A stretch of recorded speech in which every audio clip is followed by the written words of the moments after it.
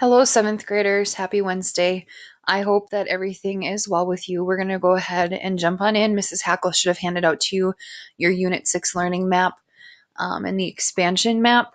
So if you're looking and you're paying attention, you've probably realized that we don't have any vocabulary words for Unit 6. Consider this my gift to you. It's the best that I can do for right now. So I'm going to have Mrs. Hackle just hit pause real quick, let you update your table of contents, and then I will go ahead and meet you at our learning map when you're done. Oh, nope. There we go. Okay. Learning map. We have 3 learning targets for this unit. So I'm going to have you complete the pretest for me. So again, you're marking yes or no, or if you're kind of in the middle or maybe, you can check the middle or both of them. 3.2, I can describe how the United States' landscape and resources have evolved over time. 3.3, I can describe the various processes that led to territorial expansion in the United States. And 6.2, I can describe early interactions between Indigenous people, Europeans, and Africans. So looking at all of this, or what all of this kind of means to us. 3.2, we're going to specifically look at the California Gold Rush and how that particular event changed our landscape and resources.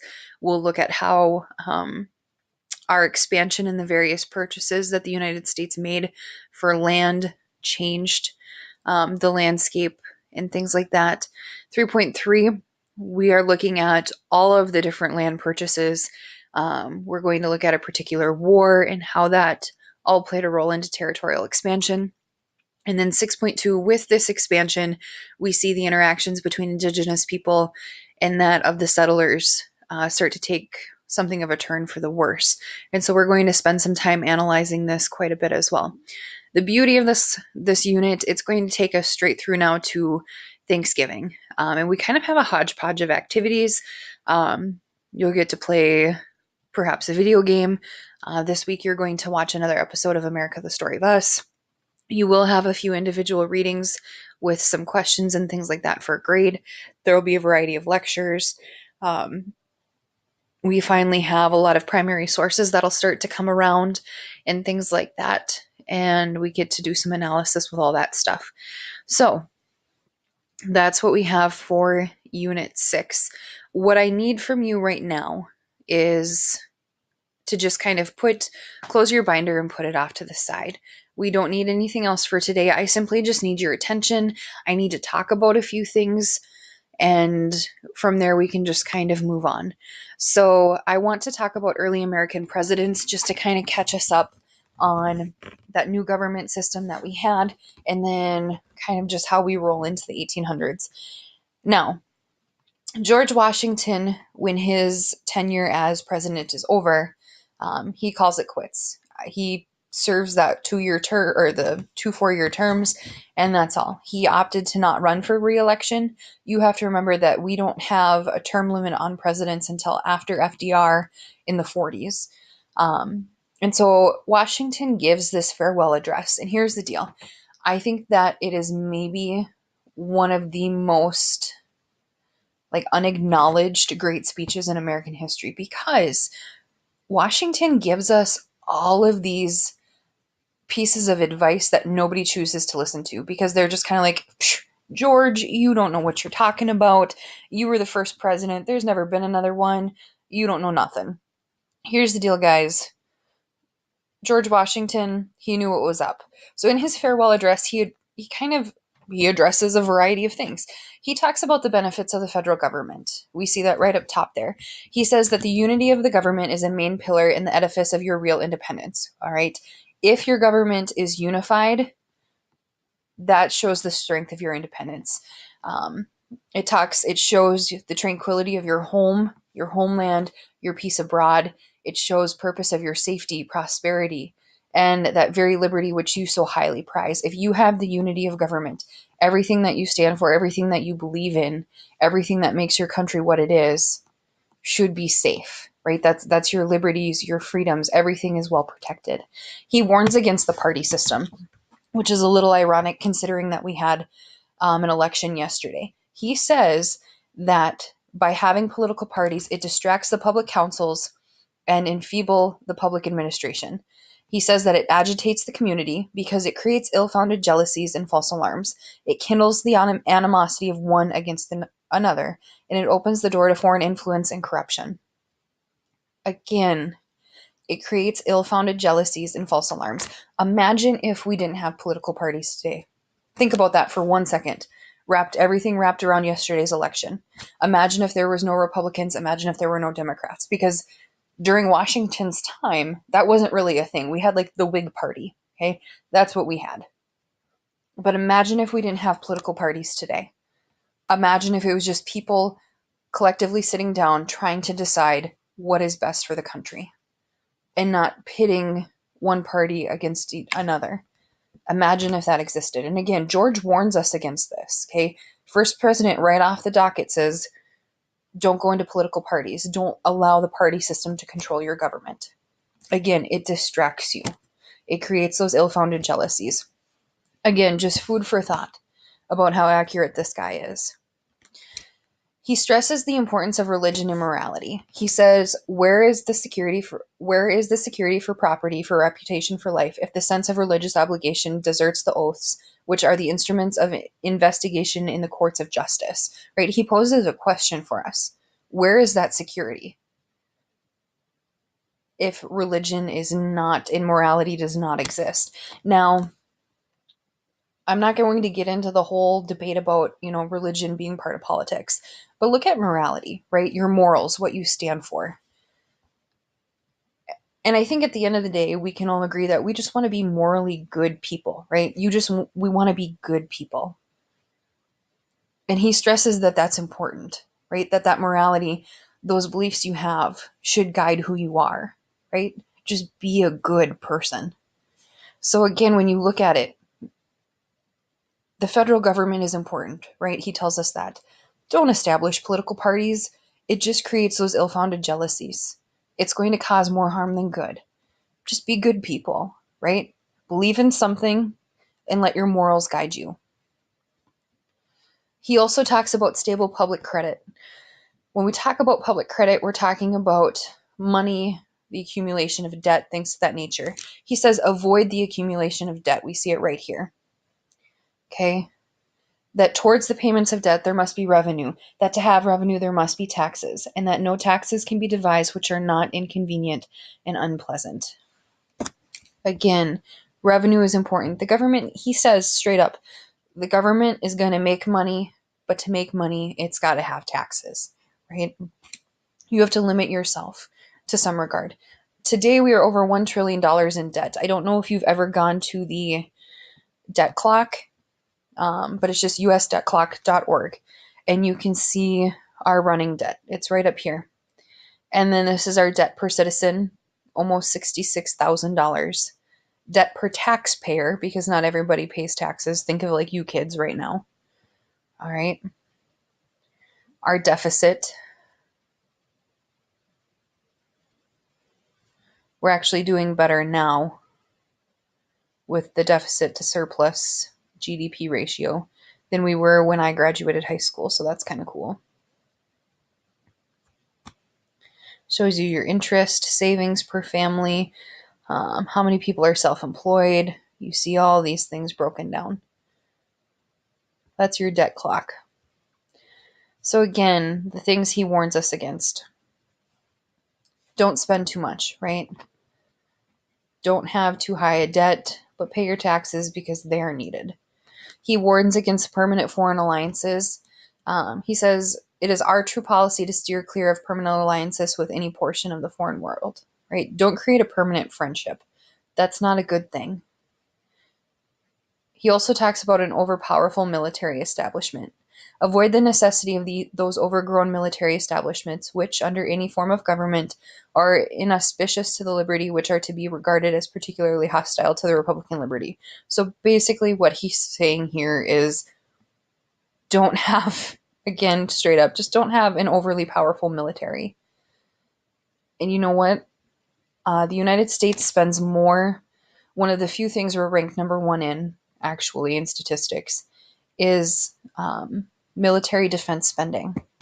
And you have to take like the next, what is it, 3 or 4 countries, add their military defense spending up to equal that of ours. So when George gave us that advice, absolutely nobody listened. So again, looking back at this, he warns against, creating permanent friendships with foreign countries. He warns against overly powerful military establishments. He talks about the deficit, like don't fall into that hole. He talks about the importance of morality, right? Being good people. He talks about the benefits of the federal government, and he warns against having political parties. Now, seventh graders looking at all these things, how much of it did we really listen to? And think how much different our country would be had we taken maybe a little bit more of his advice into account. After George Washington, we have John Adams. He's looking pretty cool there with his little fro on the left. He's born and raised in the American colonies. He was raised as a subject to Great Britain, actually. So he was raised to be something somewhat loyal to the king. He studied law and had to choose between remaining loyal to the king or protesting the Stamp Act. And that's where we see him kind of make something of a shift. And so he takes his first step into politics by writing a protest for his hometown, Braintree. It actually was a city. And the document is known as the Braintree Instructions. And what he did was, throughout this, he attacks the Stamp Act for taxing the colonists without giving them political representation in Parliament. And so, again, John spent his whole life being raised to be loyal to the king. And he just kind of hits a point as a young adult where he goes, you know what, this isn't right. I can't support this anymore. 40 other towns actually ended up adopting the document that he wrote and supported it. So there is his house in Braintree on the right. He went on to help write the Declaration of Independence and eventually the Treaty of Paris as well, that we've talked about.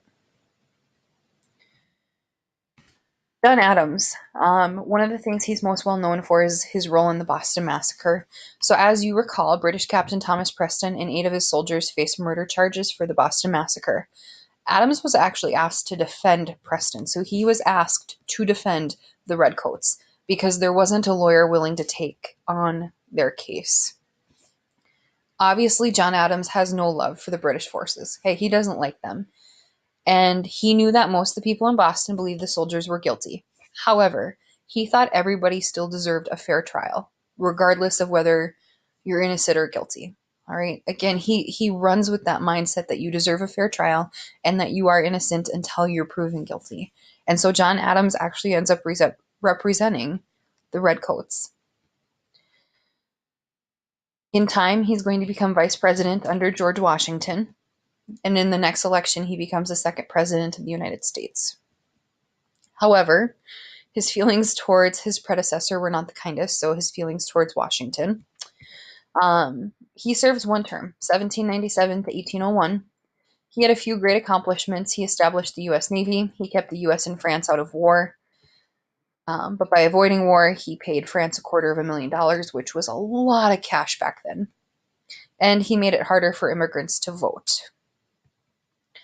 I'm going to let Mrs. Hackle pause this lecture and play for you John Adams as the second president from the Disney movie series. John and Abigail, here they are. They are kind of this big power couple in American history.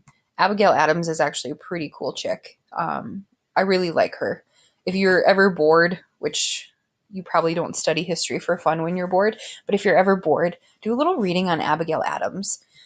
So Abigail is married to John. They got married in 1764. She's born in 1744, so they get married when she's 20. She'll die in 1818 in Quincy, Massachusetts. And she knew how to read and write. She's also very smart. Now, here's the deal. For a woman back then to be not only intelligent, but to be very literate is something that's very rare. Because, again, most girls are done with school after like 6th, 7th, or 8th grade.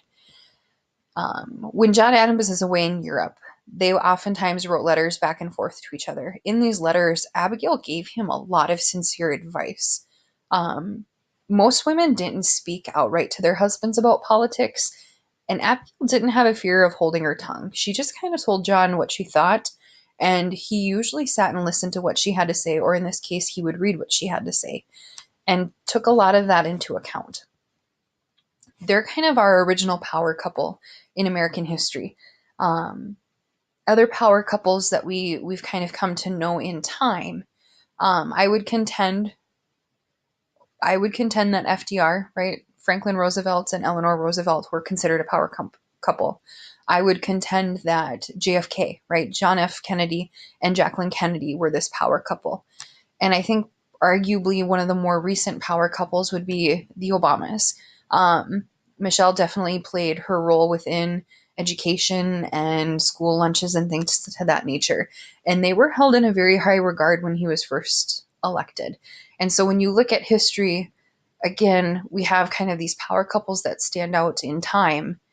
But John and Abigail are they're our original, just because she really did help her husband through most of his presidency. Up next, we have Thomas Jefferson. So good old TJ is the third president of the United States. He serves 2 terms. He's most known, or commonly known, for writing the Declaration of Independence. He grew up in Virginia and will manage his own farm known as Monticello. I'm going to let Mrs. Hackle hit pause real quick and play for you the life of Thomas Jefferson in 60 seconds.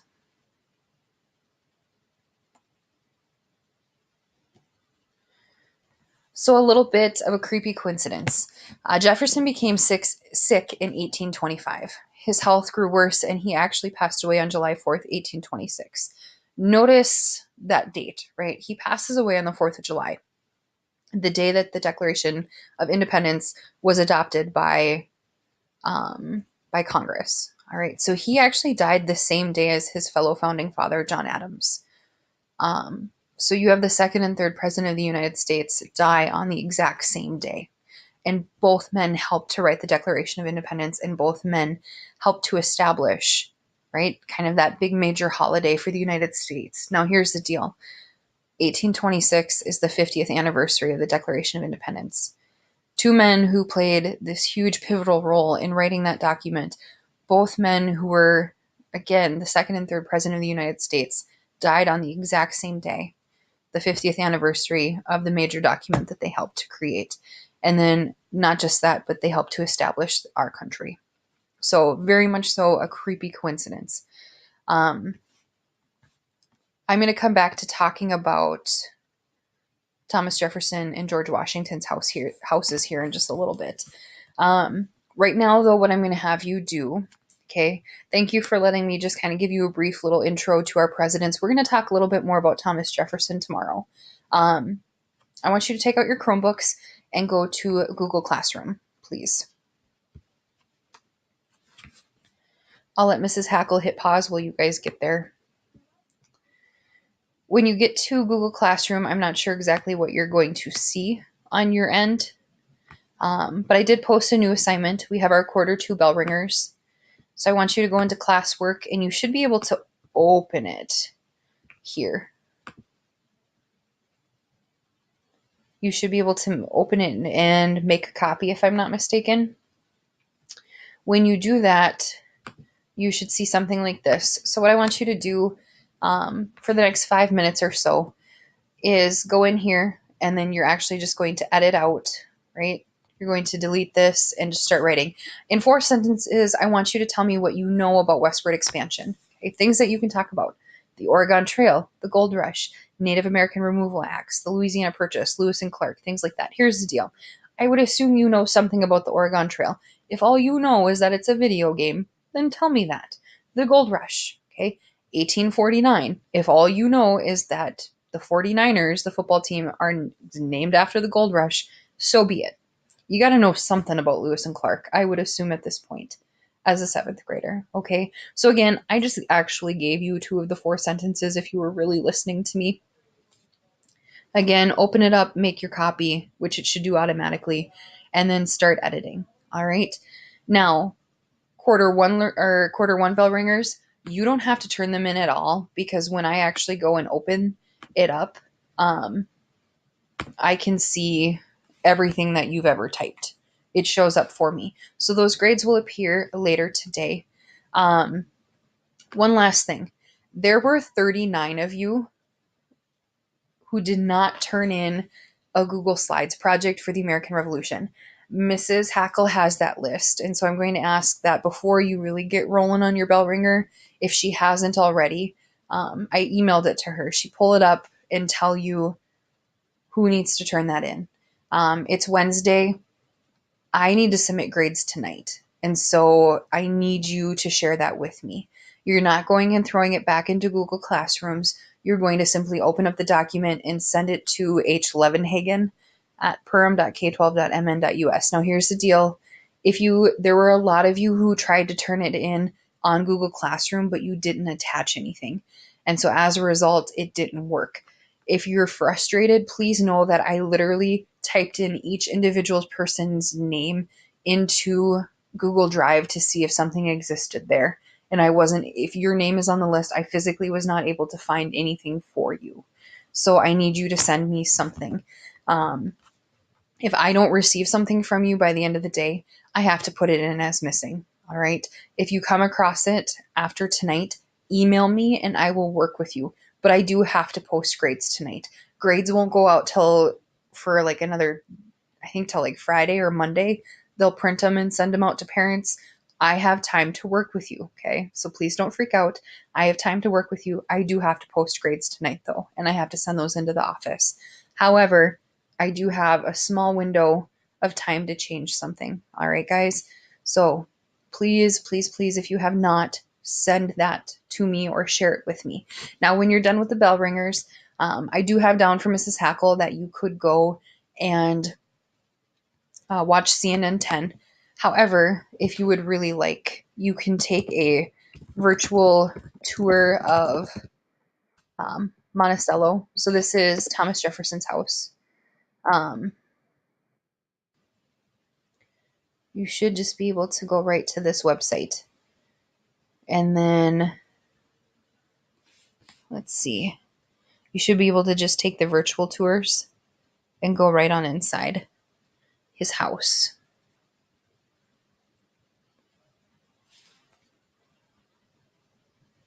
If it ever works. Yep, here we go. So we are inside Thomas Jefferson's house. It talks about the hall. You should be able to kind of, scroll up and down.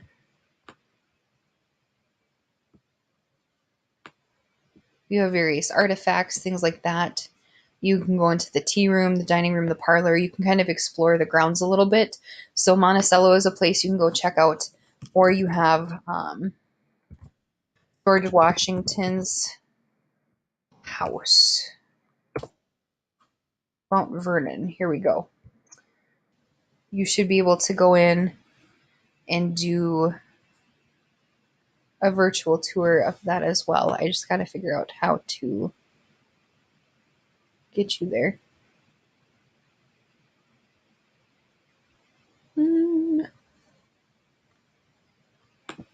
Go ahead and go to the estate, and you should be able to take a virtual tour. I just can't remember how to do it. We go to the mansion.